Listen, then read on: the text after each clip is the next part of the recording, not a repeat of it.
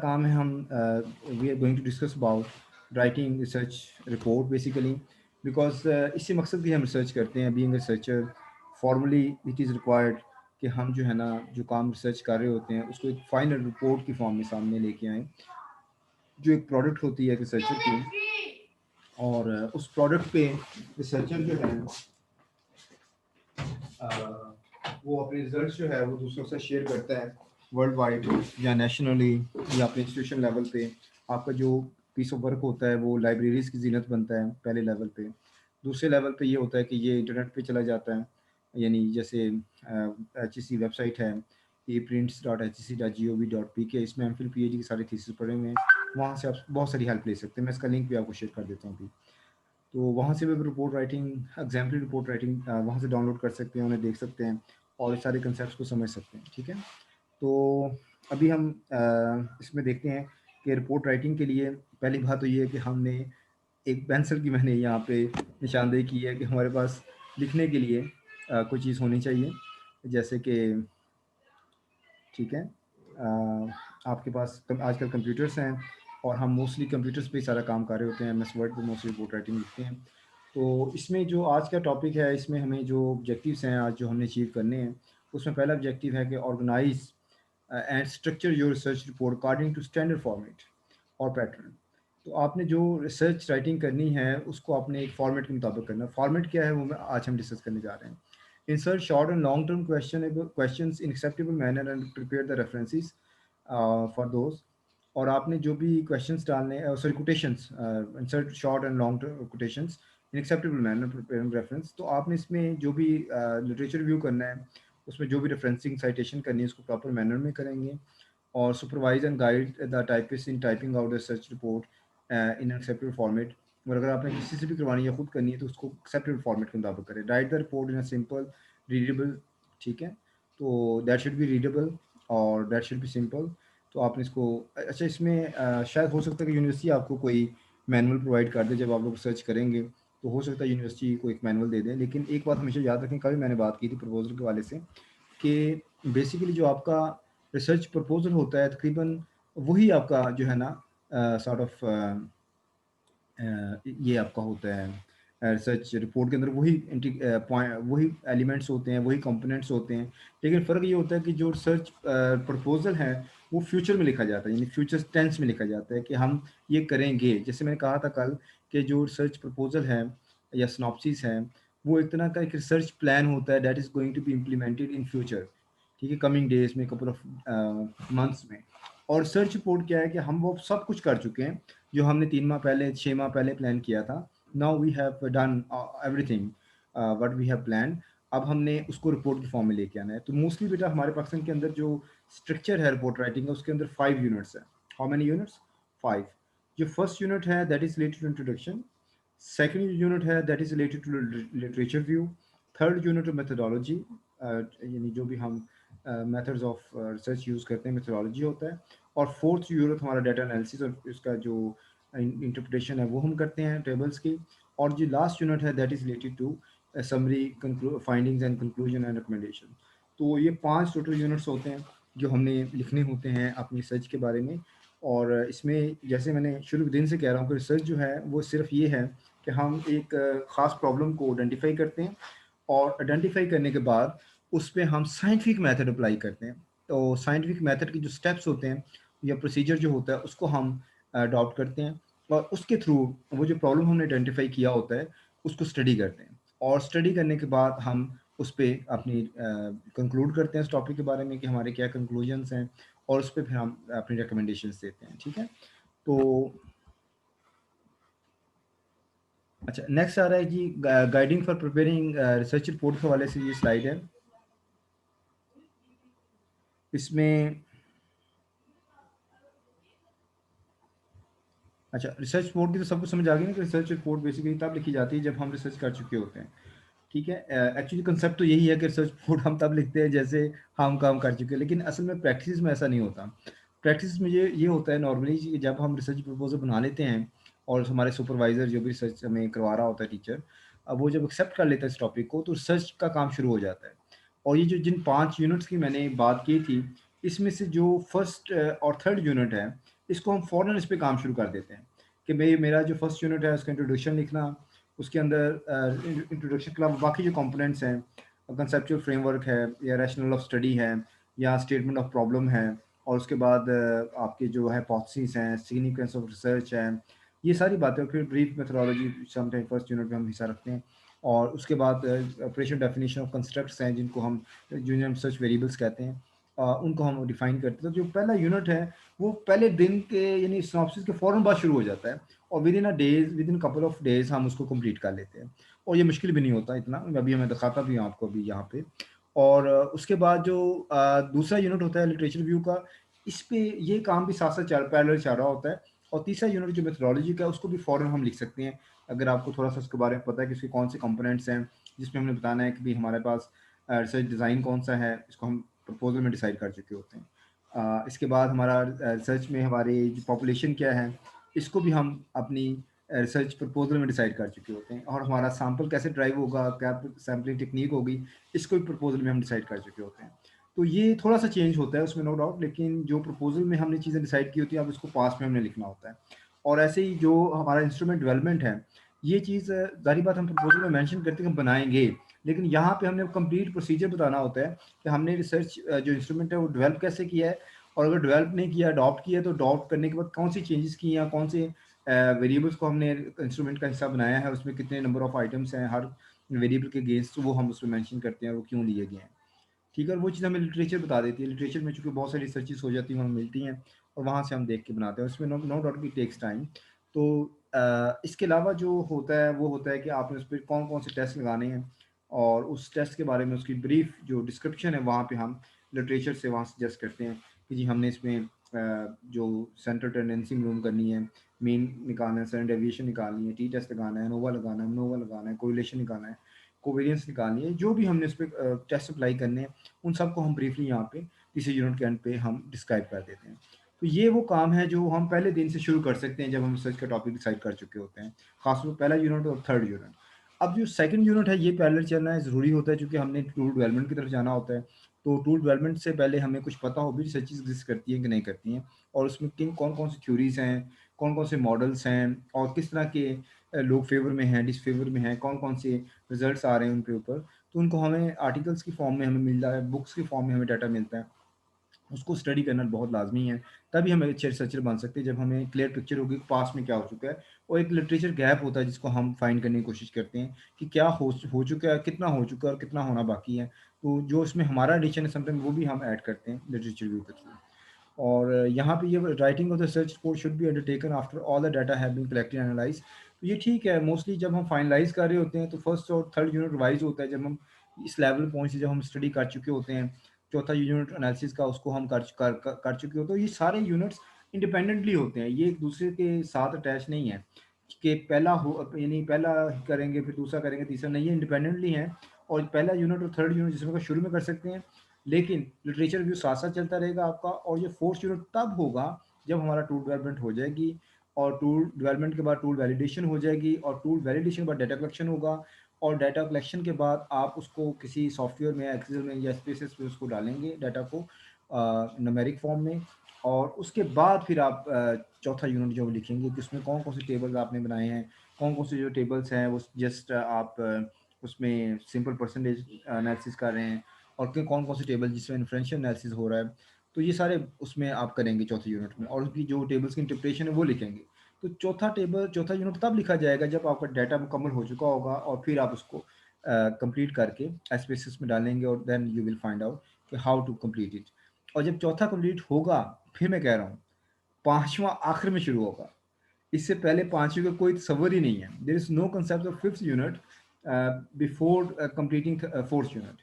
ऐसे ही आप जब तक तीसरा यूनिट नहीं कर पाते हैं, तो आपका 4th भी नहीं हो सकता एक तरह से।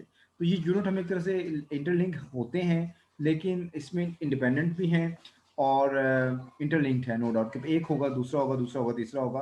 तो पहला और तीसरा फ़ौरन हो सकता है, लेकिन जो सेकंड यूनिट है वो साथ-साथ चलेगा और इसमें ख़ास तौर पे जो आपने टूल डेवलपमेंट करना है या टूल अडॉप्ट करना है, उसमें जो चेंजेस करनी है वो सारी आप रिफ्लेक्ट करें थर्ड यूनिट में और फिर डाटा कलेक्शन के बाद फोर्थ पे आके आप उसका एनालिसिस रन करें, और एनालिसिस में आप जो भी आपके पास फाइंडिंग्स आएंगी उसको फिर हम लेके जाएंगे 5 यूनिट पे, और उन फाइंडिंग्स की बेस पे हम अपना सॉर्ट ऑफ जो भी हमारा कंक्लूजन है वो फाइंडिंग्स के बेस पे होगा, और उसी बेस पे हमारी डिस्कशन होगी रिसर्च की। अगर हमें कोई डिस्कशन लिखनी है, कंक्लूजन जो भी आ रहा है, तो प्रीवियस स्टडीज भी यही कंक्लूड कर रही हैं या मुख्तलिफ कंक्लूड कर रहे हैं, इससे कोई फ़र्क नहीं पड़ता कि अगर कोई रिसर्च में दूसरे जो रिसर्चर है जिन्होंने पास में रिसर्च की है उन्होंने कुछ और कंक्लूड किया हुआ है, आपके एंटी कंक्लूड। मतलब एक स्टडी में आप कह रहे हैं कि डिजिटल टेक्नोलॉजी के जो स्किल्स हैं वो फीमेल की बेहतर हैं, तो हो सकता है कोई दो तीन ऐसी स्टडीज़ हों जो कह रही हो कि नहीं, ये जो मेल स्टूडेंट्स हैं यूनिवर्सिटी के उनकी डिजिटल टेक्नोलॉजिकल स्किल्स बेहतर हैं, तो इससे कोई फ़र्क नहीं पड़ता। आपकी एक नई फाइंडिंग आ गई है, आपका एक नया कंक्लूजन आ गया, बस ये फ़र्क पड़ा है। और हो सकता है कल कोई और रिसर्च करे तो उसके में भी फीमेल का डाटा बेहतर आ जाए, तो देन इट इज़ पॉसिबल कि वहाँ पे जो आपकी वो आपको रेफ़र करे कि भई फलाँ ने ये रिसर्च की थी, उसका भी फीमेल का बेहतर था, मेरा भी फीमेल का बेहतर है। तो इससे कोई फ़र्क नहीं पड़ता कि भई इसमें अर्बन बेहतर आते हैं या रूरल बेहतर आते हैं, इसमें कोई यूनिवर्सिटी ओपन यूनिवर्सिटी के स्टूडेंट्स बेहतर आते हैं या सरगोदा यूनिवर्सिटी के स्टूडेंट बेहतर आते हैं। रिसर्चर को कोई फ़र्क नहीं पड़ता। एक्सक्यूज मी सर, सर मेरे ना ऐसा हुआ है कि वो खुद ही बंद हो गई है मेरी क्लास। बेटा मुझे आपने डिस्टर्ब नहीं करना, मैं भी थोड़ा-सा बात कर रहा हूँ, उसके बाद मैं देखता हूँ आपका। लेकिन मैं इसमें कोई हेल्प भी नहीं कर सकता, वेरी सॉरी। अच्छा, नेक्स्ट बेटा है कि गाइडेंस। हेलो। अ सिद्रा, मैं कह रहा हूँ कि आपकी कौन-सी क्लास बंद हो गई है? जी सिद्रा, आपकी जो ओपन यूनिवर्सिटी क्लास थी? सर आवाज नहीं बंद हुई, वो जो हमारा मैसेज था ना, वो जो हमारी क्लास थी वो खुद ब खुद ही मतलब बंद हो गई है। मैं काफी देर की उसे लॉग इन, जी जी सर, उसमें लॉग इन कर रही हूँ पर हो नहीं रही।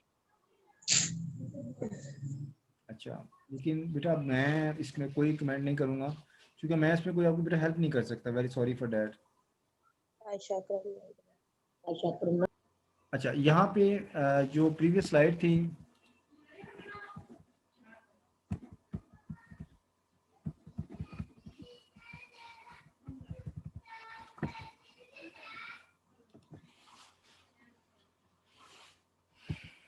एक मिनट, हाँ पे चला जाऊँ।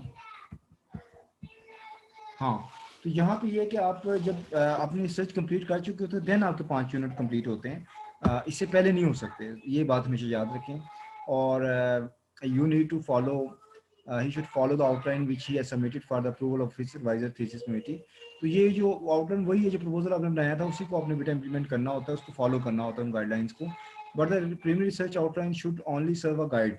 इसमें चेंजेस भी हो सकती हैं, वो जो आपके अलावा जो है।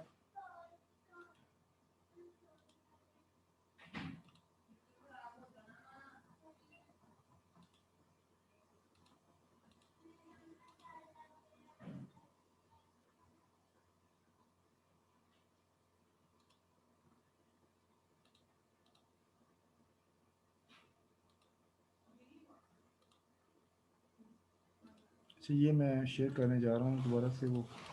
अच्छा, ये है तो इसमें but the primary research outline should only serve as a guideline. Sometimes changes are introduced in a course of conducting research study because the preliminary tryout may indicate that certain methods should be abandoned and new ones introduced. The research report should reflect what was actually done.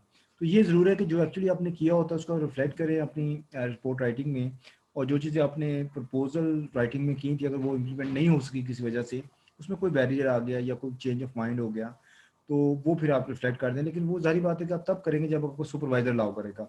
Without your supervisor बेटा आप कुछ नहीं कर सकते जब आप student हैं। जब आप एक्सपर्ट हो जाएंगे, अपने कोई प्रोजेक्ट्स करेंगे, उसमें फिर आपकी मर्जी चलेगी। लेकिन अभी आपने जो कुछ करना है विद डिपार्टमेंटल परमिशन है, सुपरवाइजर परमिशन करना है। अच्छा, the research report should describe as clearly, directly, brief or possible exactly how the research was conducted and how the data was collected and how the conclusions were made. तो ये सारे वो ये बातें हैं जो मैं पहले आपको बताई हैं। The greatest virtue of a good research report is clarity. हाँ, ये ज़रूर है कि आपकी जो रिपोर्ट राइटिंग है उसके अंदर क्लैरिटी हो, ताकि जो रीडर है जिसने आपकी रिपोर्ट पढ़नी है, जैसे मैं हूँ या कोई और है जिसने आपका डाटा पढ़ना है, तो उसे आसानी हो समझने में, उसमें एम्बिग्विटीज ना हो और चीज़ें गड़बड़ ना हो। Experience has shown that the clarity can be achieved if all extraneous, irrelevant and unnecessary material is eliminated from the report. तो इसके लिए इन्होंने रिकमेंड किया कि आप ऐसा जो अनवांटेड सा मटीरियल हम रख लेते हैं पास, उसको निकालने की ज़रूरत होती है, टू द पॉइंट आप चलें। It should be remember that those for the home the research reports are written are all well versed in the basic of facts and principles of the field of research report with elementary background material. The writer should not insert his intelligence and waste his time.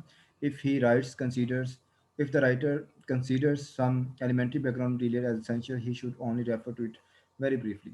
तो इसमें बेटा उस चीज़ों को बहुत briefly explain किया जाए, यानी ऐड किया जाता है रिसर्च रिपोर्ट में, ना कि हर चीज़ को आप रिसर्च रिपोर्ट का हिस्सा बना सकते हैं। ठीक है, तो नेक्स्ट स्लाइड की तरफ जाते हैं।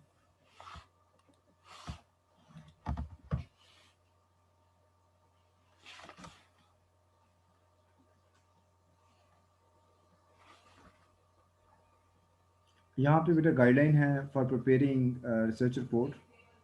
उसमें जो सम इसमें हम बात कर सकते हैं कि कुछ इसमें should be dearly understood that the following statements need to be documented. तो इसमें जो बेटा टिक मार्क्स हुए इसमें पहली स्टेटमेंट लिखी हुई है, statement acceptable as basic assumptions. For example, production is necessary for human resource development, investment is in education provides high rate of return, use of audiovisual aids, machines or devices enriches teaching learning situation. ये assumptions हैं, इनको आप state कर सकते हैं। Statement based on direct observations, for example, students of primary ages cannot sit still for long. Women are more reluctant to discuss their age than men. Most Eastern mothers tend to overprotective in bringing up their children. Documents can take the form of footnotes or can be incorporated in the text itself. Whatever the form used. अच्छा, इसमें ये general बातें हैं, लेकिन हम आगे देखते हैं आगे कोई काम की बात है कि नहीं। Okay, typical format of research report है, इसमें इन्होंने शामिल किया हुआ है कि आपका जो कोर रिपोर्ट कंपोनेंट्स हैं, knowledge has resulted from the basic study, but to establish that this knowledge is relevant to the useful research report must explain clearly what the problem was and how it was investigated. ये तो मैं आपसे बार बार कह रहा हूँ कि आपने बेटा जो स्टडी की है उसको आपने रिपोर्ट करना है, उसका जो मैकेनिज्म है वो यूनिट्स हैं, उन यूनिट्स को आपने उन्हीं फॉर्मेट में करें जिससे लोग पहले या यूनिवर्सिटी का जो भी फॉर्मेट आपको मिलता है। Thus, all the research report contains the three major sections: introductory explanation, the presentation of data collected and its analysis, and the summary of general conclusions. Uh, some general, ये तो recommendations, तो ये वो units हैं जिनकी मैं बात कर रहा था, और उसके components हैं जिनकी बात कर रहा हूँ कि आप introductory units लिखते हैं और डाटा एनालिसिस जो है वो करते हैं, समरी राइटिंग करते हैं, फाइंडिंग और कंक्लूजन्स राइट अप करते हैं और रिकमेंडेशंस देते हैं। ओके, यहाँ पे बात आ रही है nature and background of the study. तो ज़ाहिर बात है, जब बेसिकली आप इंट्रोडक्शन लिखते हैं ना, उसमें इस चीज़ को हम कंसिडर करते हैं, nature and background of study. The opening chapter of a research report should deal with the nature and background of the study. तो इसमें ज़ाहिर बात है कि जो आपका टॉपिक है, इस पर पहले भी बहुत सारी स्टडीज़ हो चुकी होती हैं, तो उन स्टडीज़ को स्ट्रैक्ट करके हम ये अपना यूनिट चैप्टर बनाते हैं, उसका ये कंपोनेंट बनाते हैं जिसे हम इंट्रोडक्शन कहते हैं। और this section really provides a rational for the study, जिसके अंदर हम बताते हैं कि भी हम ये स्टडी क्यों करने जा रहे हैं और उसकी जो रेलेवेंसी है विद द प्रीवियस स्टडीज़ वो हम साबित करते हैं। और the major topic to con stated sated in the this section. Okay, तो इसमें जो आपका फर्स्ट यूनिट है उसमें आप स्टेटमेंट ऑफ प्रॉब्लम जो है ना वो बयान करते हैं। जैसे मैंने लास्ट टाइम भी कल बताया था कि जो स्टेटमेंट ऑफ प्रॉब्लम है ये दो तरह से लिखी जाती है। एक तो ये है कि आप सिंपल बयान करते हैं कि जो आपको टॉपिक है उसके साथ शुरू में लगा लेते हैं the study was aim to, आगे इन्वेस्टिगेट का टर्म यूज़ कर लेते हैं या फाइंड आउट का यूज़ कर लेते हैं या डिटरमाइन का यूज़ कर लेते हैं। इस तरह से आप जो है ना एक्सप्लोर कर लेते हैं और आगे जो आपको टॉपिक है उसको शामिल कर लेते हैं। कल भी मैंने इसकी एग्जांपल दी थी आपको। तो स्टेटमेंट, और दूसरा ये कि आप पैसेज बनाते हैं, इसमें रैशनल देते हैं कि ये स्टेटमेंट ऑफ प्रॉब्लम क्यों उन्होंने कैसे ड्राइव किया है, और किस उसकी सपोर्ट में कुछ बातें लिखते हैं। The statement of problem should be brief and to the point. It at this stage only state what the study is about, what is subject matter of the study, and there is no need to provide any other justification for undertaking of the study. The objective should be to provide a clear picture of the subject of the study and framework within which the study is to be conducted. तो यहाँ पे भी ये guideline है कि आप to the point just statement दे दें, तो साथ में इसके जो ऑब्जेक्टिव्स होंगे उसमें आप फर्दर एक्सप्लेन कर देंगे कौन कौन से वेरिएबल्स हैं और वो किस तरह से हैं। Reasons for making the study, here the researcher should provide a rational for conducting the study. जैसे मैंने शुरू में कहा था कि आप इंट्रोडक्शन लिखते हैं, रैशनल ऑफ स्टडी लिखते हैं, या आपका जो फ्रेमवर्क है स्टडी का, कंसेप्चुअल फ्रेमवर्क है या थ्योरेटिकल फ्रेमवर्क है, उसको एक्सप्लेन करते हैं। By reading this sub section a reader should be able to understand the difficulties, obstacles that were being experienced in the field which necessitated the research। तो आपने ये topic जो सेलेक्ट किया है, इसमें जो बेसिकली फील्ड के अंदर जो प्रॉब्लम्स आ रहे हैं उसको आप इसका हिस्सा बनाते हैं रैशनल देने के लिए, उसके फिर रीडर को समझ आ जाती है। Review of the related literature, ये आपका सेकंड यूनिट है बेसिकली। और इसमें जो सबसे इम्पोर्टेंट चीज़ है वो ये है कि हमने जो जिसमें ये यूनिट जब टाइप लिखना होता है या कंपाइल करना होता है या बनाना होता है, तो बेसिकली रिसर्चर का काम है कि वो इसको करे। तो इसमें सबसे बड़ा इशू आता है प्लेजरिज्म का। प्लेजरिज्म का जो मकसद है वो ये होता है कि हम दूसरे के काम को उठाते हैं, कॉपी करते हैं और पेश करते हैं अपनी लिटरेचर व्यू में। तो ये बेटा एथिकली अलाउ नहीं होता कि हम दूसरे लोगों के काम को एज इट इज़ उठाएं और उनको जस्ट वहाँ पे रेफ़र करें, किसी भी आर्टिकल से डाटा लें एज इट इज़ और उसको उठा के अपने अपने रिपोर्ट का हिस्सा बना लें, लिटरेचर व्यू का हिस्सा बना लें। ऐसा अलाउ नहीं होता, क्योंकि इस तरह से जब प्लेजरिज्म हम देखते हैं तो दूसरे के आइडियाज़ को जब हम करते हैं तो ये एक इलीगल एक्टिविटी है हमारे यानी स्कॉलरी वर्क में या रिसर्च वर्क में। ये it is not allowed, it is totally band. तो हमारा बेटा सबसे बड़ा यहाँ मसला ये है कि हमारी राइटिंग के इश्यूज़ हैं, हमारी राइटिंग प्रैक्टिसेस नहीं है, हमें राइटिंग आती नहीं है, हमने कभी खुद से लिखा नहीं होता।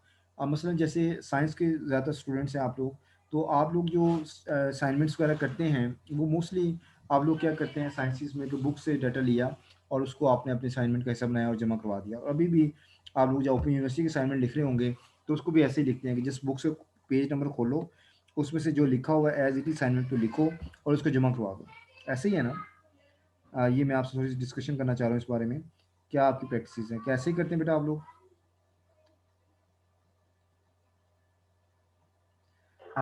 नो सर, जब मैंने अपना थीसिस बनाया था मैंने तो सिर्फ एक टॉपिक लिया था और उसे खुद डिफाइन किया था। नहीं, मैं असाइनमेंट की बात नहीं कर रहा। मैं असाइनमेंट भी नहीं ऐसी होती थी हमारी यूनिवर्सिटी में, अच्छा ठीक है। वो खुद से हम लोगों ने बनाना होता था। आप कैसे बनाते थे, वही मैं पूछ रहा हूँ, तरीके का क्या, कैसे खुद से बनाते थे आप? सर हमें ना टीचर ना मतलब बताती थी टॉपिक जिस पे मतलब असाइनमेंट बनानी होती थी, हमें क्वेश्चन दिया जाता था, तो हम क्या करते थे उसकी जो डेफिनेशन है ये ना गूगल टॉपिक है, से। इसलिए आपने 3 या 4 पेजेस लिखने हैं, तो वो 3-4 पेजेस कैसे लिखते थे आप? सर हम गूगल पे जाके उसके पहले एक दफा पढ़ते थे, रीड करते थे, उसकी स्टडी करते थे, उसके बाद उसे अपने वर्ड्स में लिखते थे। क्या सारे और अगर सारे प्लेजरिज्म स्टूडेंट्स आ ऐसे जाता करते था तो फिर हमारा तो मतलब थे? नहीं बेटा, गलत हो सारे जाता था सारे सारे सारा। स्टूडेंट्स ऐसे करते थे? सर मतलब कि 10% में से आप कह सकते हैं कि 4% सिर्फ ये नेट से हम लोग वो जो होते थे गूगल से सेंटेंस ले लेते थे। 6% तो हमें खुद से करना पड़ता था। ठीक है। जी। ओके।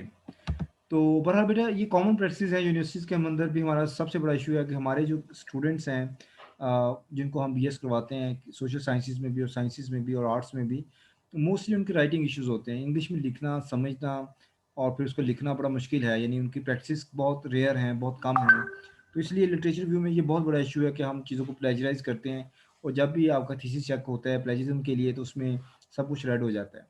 तो ये एक बहुत बड़ा इशू है। तो हमें यहाँ पे इस चीज़ से थोड़ा-सा बचना है कि अगर हम इस चीज़ को थोड़ा-सा डेवलप कर लें और खुद से राइट करें, खुद से आइडियाज़ कंसीव करें, जो भी हम पढ़ रहे होते हैं, फिर उसको खुद से लिखें अपने वर्ड्स में, तो ये सबसे अच्छी प्रैक्टिस होगी। यहाँ मैं ये जस्ट आपको गाइडलाइन दे रहा हूँ। तो यहाँ पे अब क्या करते हैं, in this sub section the researcher should indicate the awareness of what was known about the problem prior to his studies, यानी माज़ी में जो स्टडीज़ हो चुकी हैं वो क्या हैं, और the gap in the previous knowledge, अगर वो इस लेवल पे है तो वो गैप आइडेंटिफाई कर लें कि ये चीज़ें हो चुकी हैं और ये नहीं हो चुकी, उसको एड्रेस कर लें। If any may be brought out of the some of the deficiency in the methodology adopted by the previous researches may be pinpointed. तो डिफरेंट जो इन्होंने रिसर्चेस की हैं इस टॉपिक से रिलेटेड या टॉपिक पे, उनको आप कमेंट कर सकते हैं कि ये स्टडीज़ हो चुकी हैं लेकिन इनके अंदर ये इन्होंने नहीं किया, लेकिन मैं करने जा रहा हूँ। The review of the literature would be in the way provide further justification for his research. No effort should be made to provide a review of the available literature in the field. only such existing knowledge as is relevant to those aspects of the problem with which the research deals should be reviewed. तो इसमें बेटा जो आपका topic है उसमें जो variables हैं उन्हीं को आपने बेटा अपने टीचर रिव्यू का हिस्सा बनाना है, और ना कि हर चीज़ को उसमें शामिल करना शुरू कर दें जो कुछ भी उस एरिया ऑफ स्टडी के रिलेटेड है। ऐसा नहीं है, सिर्फ आप प्रॉब्लम को सिर्फ स्पेसिफाई करेंगे। मसलन अगर आपका टॉपिक एजुकेशन साइकोलॉजी से है तो आप ये नहीं पूरी साइकोलॉजी की बुक उसके अंदर लिख देंगे। अगर आपका टॉपिक एजुकेशन असेसमेंट पे है तो एजुकेशन असेसमेंट की बुक पूरी कॉपी कर लेंगे, ऐसा नहीं होता। आप अपने टॉपिक को जस्ट फोकस करते हैं कि टॉपिक पे किस तरह की स्टडीज़ हो चुकी हैं, उसके किस तरह के टॉपिक्स और सब टॉपिक्स आप उसके अंदर ऐड कर सकते हैं। और लास्ट बात एपी फॉर्मेट, कि हमने जो भी साइटेशंस हमने देनी है उसमें एपीए फॉर्मेट यूज़ करना लाजमी है, ठीक है। तो अगर हम एपीए फॉर्मेट यूज़ नहीं करेंगे तो ये अच्छी नहीं है, हमने फिर ही आपकी स्टडी एक्सेप्ट होगी अगर आपने जो रेफरेंस दिया है वो एपीए फॉर्मेट में हो। अब अगर आपको बेटा एपीए फॉर्मेट की अंडरस्टैंडिंग नहीं है तो उसको जस्ट गूगल करें, ये कोई मुश्किल काम नहीं है, वहाँ पे इसका 6 वर्जन है, 7 वर्जन आ गया है, तो ये दोनों आपको मिल जाएगा। और ये सिंपल सा मेथड होता है जिसमें आप बुक को, आर्टिकल को